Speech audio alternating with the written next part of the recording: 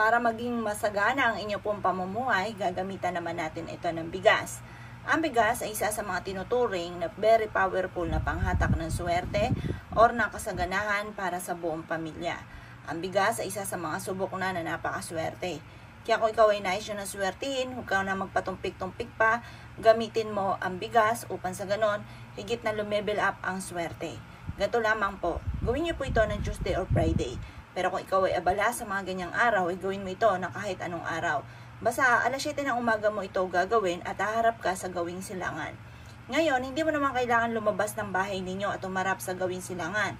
Kahit nasa loob ka lamang, basta alamin mo lamang kung nasa na silangan ninyo, doon ka haharap.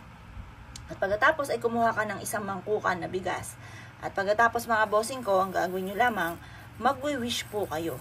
I-haplos nyo po ito sa inyo pong palad mga bossing. At yung pinaka parang pulbos ng bigas mga bossing ko ay makakatulong upang sa ganon, kayo po ay laging magkaroon ng masaganang pamumuhay. Sabihin nyo ay maraming pera ang darating sa akin at hindi na ako mamumblema tungkol sa usapin ng pera. Ang palad na ito ay higit na magiging maswerte. Lahat ng aking mahahawakan ay lalong dadami, lalo na ang pera at maging sa usapin ng pagkain. Ganon mga bossing. Ngayon pa mga bossing ko, masaganang pamumuhay ang dulot ng bigas na ito. Kailanman na hindi na ako mamumblema tungkol sa usapin ng pera. Dadami ng dadami ang hawak kong pera at maging sa usapin ng pagkain. Magkakaroon kami ng masaganang pamumuhay.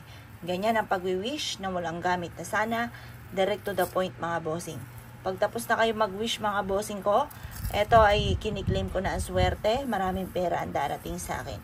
Ganun po mga bossing ko, habang ikaw ay naghahalo-halo nitong ati pong bigas mga bossing ko, ipaulit-ulit ka na nagwi-wish. At pagkatapos nyo pong maghalo mga bossing ko, ang gagawin nyo lang, kiniklaim ko na ang swerte, maraming pera ang darating sa akin. At pagkatapos ay bilid nyo to sa sinag ng araw. Ilagay nyo po ito ng 1 linggo mga bossing. Ang pagbibilad hanggang alas 8 lang ng umaga.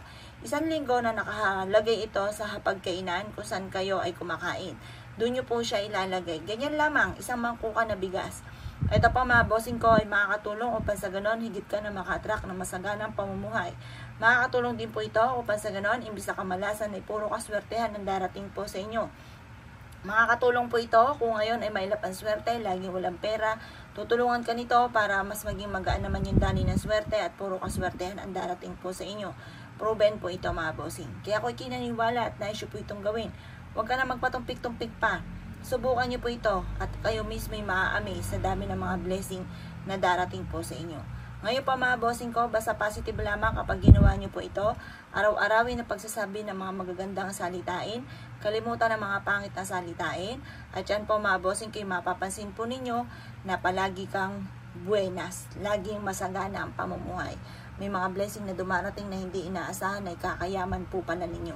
Kaya ako'y kigagawa, asya. Good luck po sa inyo po lahat.